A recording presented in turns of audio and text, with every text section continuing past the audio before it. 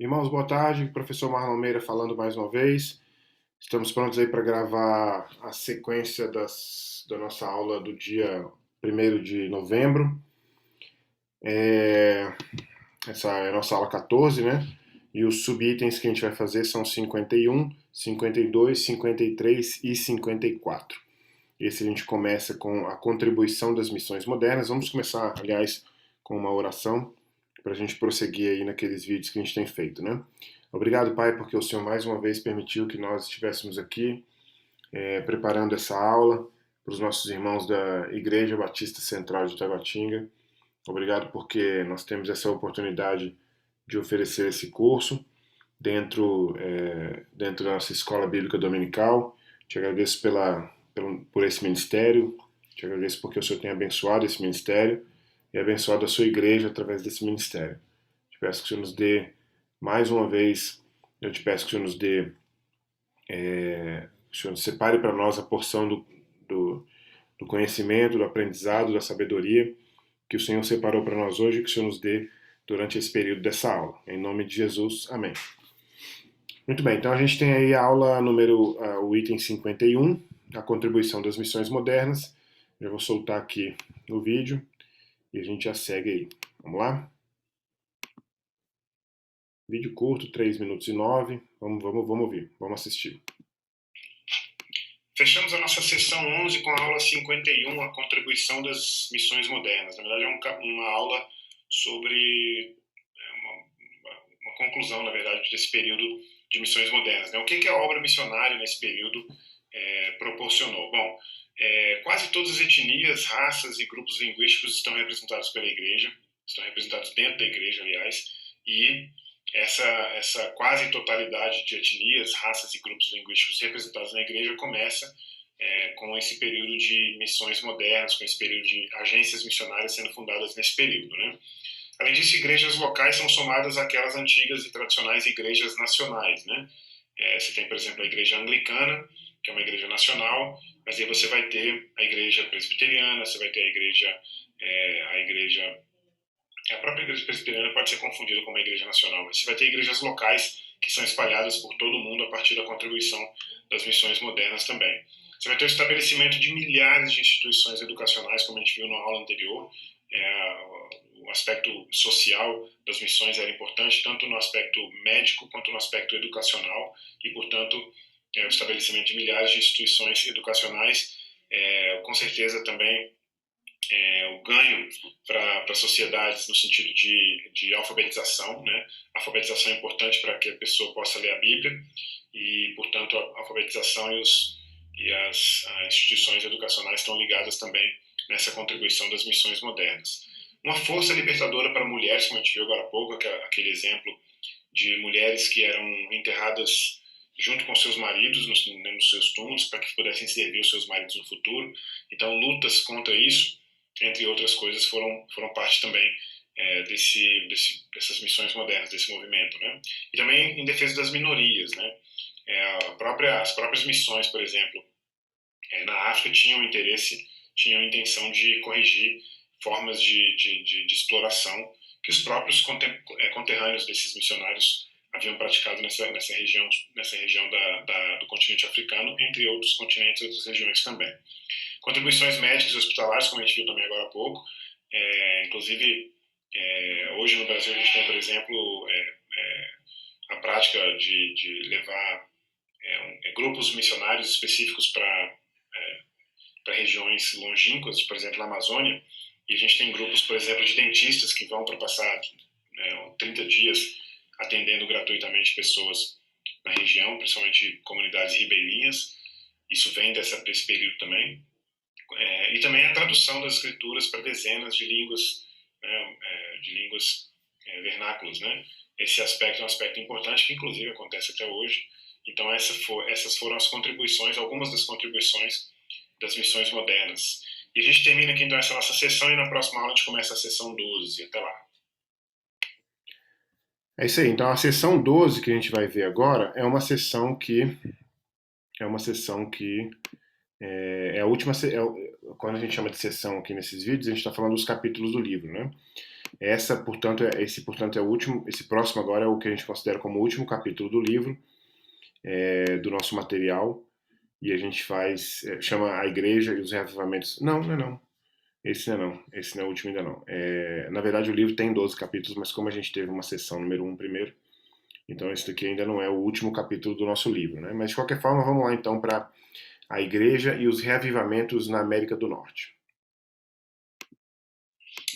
Chegamos à nossa sessão 12, a igreja e os reavivamentos na América do Norte. Aquela sessão, aquele trecho do nosso curso que eu falei agora há pouco, que nós estudaríamos a história.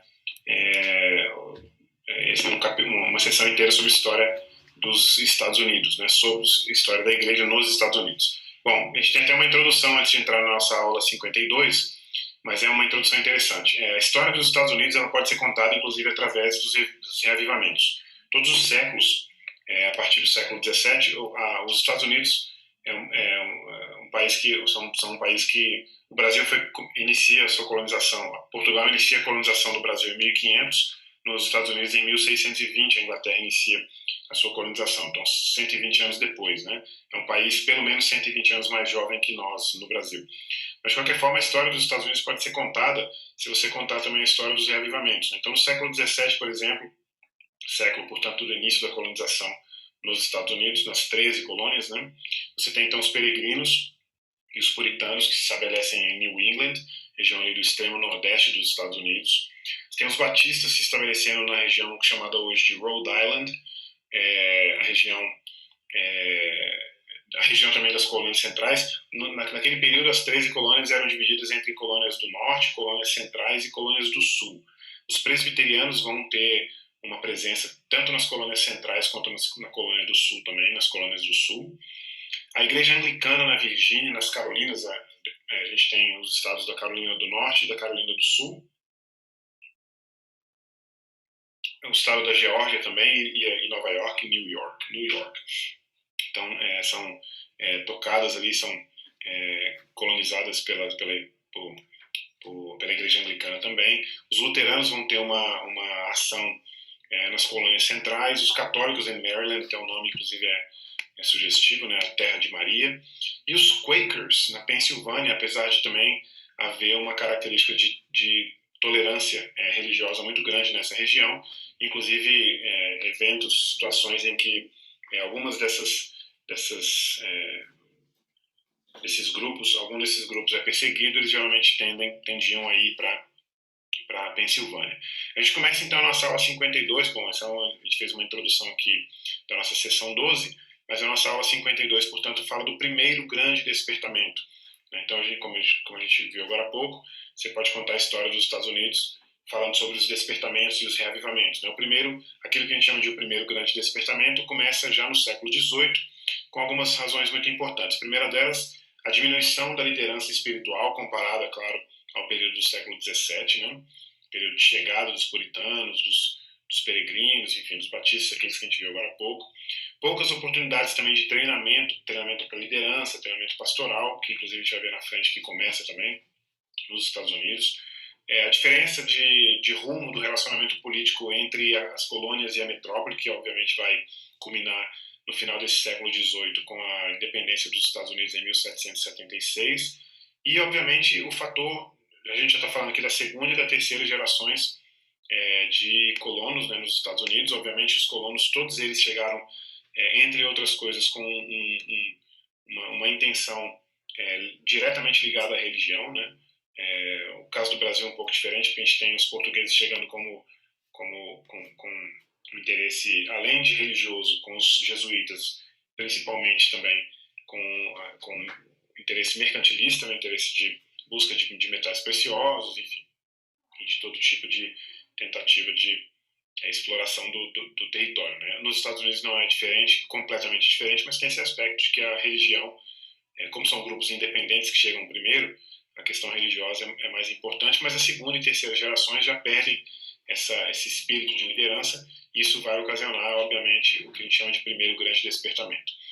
A gente separou algumas décadas aqui, 1720, as igrejas reformadas holandesas em Nova Jersey, New Jersey, apelam para uma pureza e dedicação profunda a Jesus Cristo.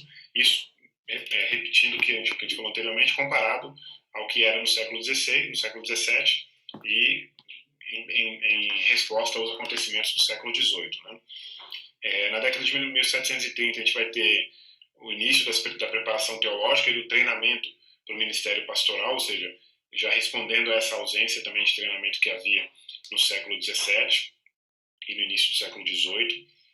A década de 1740 a gente vai ter o nome de Jonathan Edwards, que é um nome importante na história dos Estados Unidos, e a gente vai ter, inclusive, a partir de, se eu não me engano, esse sermão é de 1741. É um sermão famoso chamado Pecadores nas Mãos de um Deus Irado. É um sermão que foi fundamental para o avanço desse reavivamento, principalmente em Connecticut, região nordeste também dos Estados Unidos. O George Whitefield, apesar do nome dele ter um Ezinho aqui, eu já vi a pronúncia dele como Whitefield. Deveria ser Whitefield, né, mas é Whitefield. George Whitefield, de 1714 a 1770, que havia sido membro do Clube Santo de Oxford, ligado ao John Wesley e o seu irmão também, vai fazer missões nos Estados Unidos e, junto com John Wesley, funda o metodismo, né, a igreja metodista. Batistas em New England, batismo de adultos, a mesma perspectiva, obviamente, da Europa, né, vinda dos anabatistas de alguma forma, a separação entre igreja e Estado, Estado e igreja, e a fundação da Universidade Brown, que fica em Rhode Island, e que é, obviamente, uma das universidades mais importantes dos Estados Unidos. Né? Os batistas no Sul têm uma característica interessante, porque eles avançam para o interior do Sul, né, no interior meridional, fundando ali a Associação Batista de Igrejas em Sandy Creek, e é importante lembrar também que havia um apelo, uma pegada mais popular, assim, né, não era um movimento diretamente ligado aos círculos intelectuais, como foi o caso, por exemplo, no Nordeste, no Norte, né, onde, entre outras coisas, a fundação de uma universidade que tem a ver, obviamente, com esse aspecto mais intelectual, mais acadêmico. Né? A Igreja Metodista tem um apelo entre os pobres e os incultos, aqui eu coloquei entre os pobres e os incultos, mas também para lembrar desse apelo um pouco contrário, ou na contramão dos batistas do Nordeste, com uma característica, né, acadêmica, um pouco mais teológica.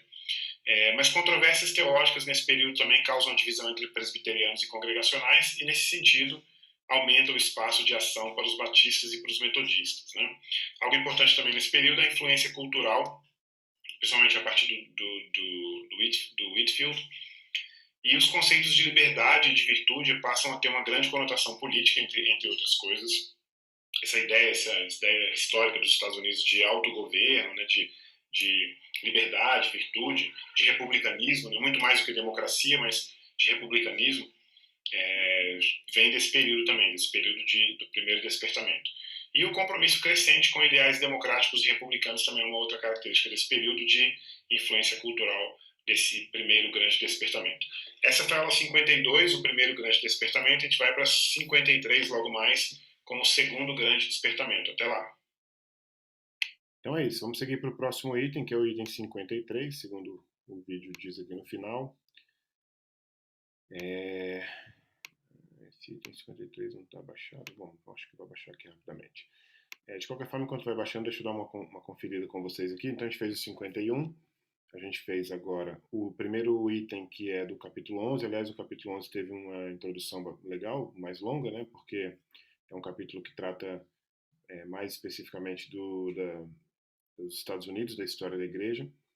E fizemos então o item 52. Esse item 53 é o segundo grande despertamento. Também dentro da perspectiva dos Estados Unidos, é claro, mas importante para a gente também de alguma forma, já que está na sequência do nosso material. Vamos lá então, item 53, o segundo grande despertamento. Seguimos aí para a nossa aula 53, o segundo grande despertamento. Começamos falando da Revolução Americana de 1776, aliás, a independência dos Estados Unidos é em 1776, e para a gente dar uma olhada no que havia de comum ou em comum entre esse movimento e o movimento do segundo grande despertamento.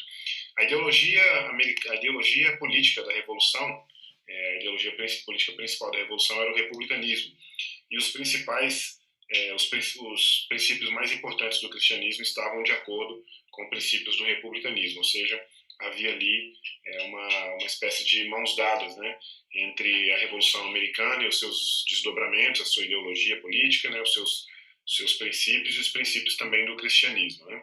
As duas coisas andavam juntas, andavam de mãos dadas, né? No entanto, o que acontece após a independência dos Estados Unidos é que o secularismo toma o país e o deísmo, especificamente, conquista as massas. O deísmo é aquele... a gente falou sobre o deísmo em algumas aulas anteriores. A gente entende o deísmo, grosso modo, de maneira mais didática, como sendo uma maneira de escapar do extremo do ateísmo, de um lado o extremo do ateísmo e de outro lado o extremo de uma religião que tem relacionamento entre o metafísico, entre o transcendente e o material, né? Deus cria todas as coisas de fato, mas não tem nenhuma relação, nenhum contato com nenhuma relação com a sua criação. Então essa perspectiva elimina a possibilidade de revelação através das escrituras, a possibilidade, obviamente, de Jesus Cristo tendo encarnado para a nossa salvação, e isso era um problema muito grave para o cristianismo. E o deísmo, nas figuras principais da Revolução Americana, acaba conquistando as massas no pós-independência, ou seja, na República, né, na nova República dos Estados Unidos. No entanto, James McGrady, de 1758 a 1817, com a influência do Jonathan Edwards, inicia um processo com reuniões semanais de oração, com jejuns mensais e com reuniões, as chamadas camp meetings, as reuniões no campo, que eram anuais, né? Essas reuniões, na verdade, essas camp meetings, elas acabam acontecendo a partir de reuniões de encontros anuais que o McGrady fazia ou organizava e reunia para que pessoas de várias regiões pudessem participar de uma ceia que acontecia uma vez por ano. A partir, então, desses encontros anuais, mais especificamente, inicialmente, para a participação da ceia, acontece aquilo que passa a ser chamado de camp meetings, ou das reuniões de campo, no campo, né? Outra figura importante nesse período é o Timothy Dwight, de 1752 a 1817, que tem a função ali, por causa da sua carreira como acadêmico, né? Ele é reitor de Yale, e ele tem, portanto, a função ali de conduzir um reavivamento no ambiente acadêmico, no ambiente do campus da Yale, que depois, obviamente, se espalha tanto para outras universidades ali da Nova Inglaterra, quanto lá da Nova Inglaterra, quanto para outras regiões dos Estados Unidos, inclusive para o Ocidente também, para o Oeste, né? Nesse período é perceptível a liderança dos batistas e dos metodistas, mais uma vez, assim como no primeiro grande despertamento. E a gente tem aí uma série de instituições criadas durante o segundo despertamento, né? Por exemplo, a Sociedade Bíblica Americana, em 1816, em 1824, a União Americana de Escola Dominical, Sociedade Americana de Folhetos, aqueles folhetos, a gente chama em inglês de tracts, né? Aqueles folhetos compridinhos que a gente usa para evangelismo, né? Em 1825, e a Sociedade Americana para a Promoção da Temperança, em 1826, ou seja, final da década, a partir de 1816 até o final, até a metade, cerca de 10 anos aí, até a segunda metade da década de 1820, uma série de instituições, entre outras, é claro, posteriormente, inclusive, criadas nesse contexto do segundo grande despertamento. Mudanças também de paradigmas teológicos começam a acontecer. Havia na primeira geração, na primeira e na segunda geração dos puritanos, enfim, daqueles colonizadores dos Estados Unidos, uma perspectiva, uma ênfase na incapacidade do homem, uma ênfase em Deus, né, na graça, e na incapacidade do homem de se salvar. E aqui a gente não é o lugar para fazer nenhum tipo de discussão sobre calvinismo, arminianismo, mas passa a haver uma ênfase muito grande no livre-arbítrio, e essa ênfase, inclusive, vai ser um dos contextos, a partir de então, como, por exemplo, na nossa próxima aula, no Charles Grandison Finn, que a gente vê na próxima aula até, então, daqui a pouco.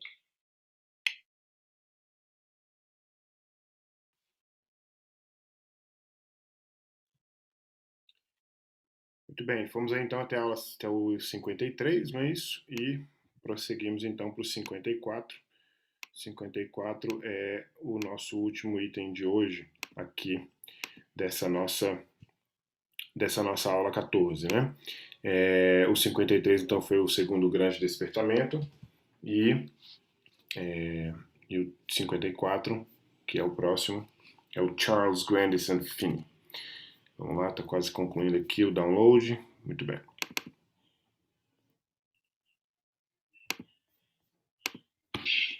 Na sequência, na nossa aula 54, a gente fala do Charles Grandison Finney. Charles Finney. Eu não coloquei a data dele aqui, mas vou colocar agora.